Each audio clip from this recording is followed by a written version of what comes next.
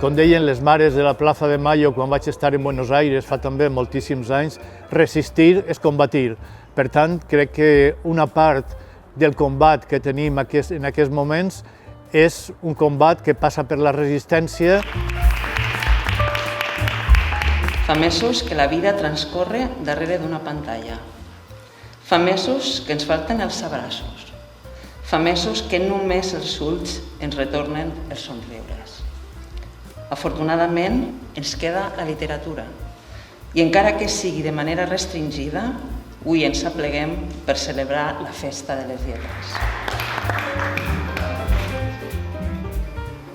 La poesia, la literatura i la cultura fan una aposta decidida per la vida.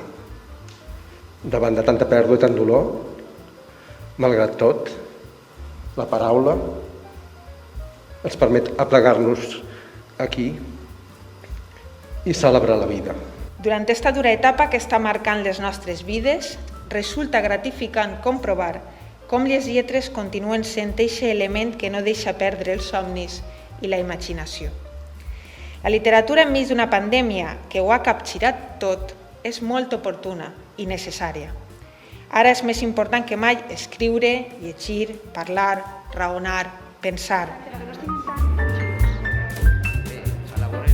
Avui podem anunciar que seguirem potenciant la ciutat dels clàssics, amb un il·lusionant projecte que està desenvolupant l'IMAP perquè tots els nostres clàssics i les nostres tradicions orals tinguen la presència que es mereixen en els carrers de la nostra ciutat, dibuixant una atractiva ruta que traurà a la llum els nostres clàssics mitjançant l'art urbà per a donar a conèixer a veïns i visitants els nostres literats universals.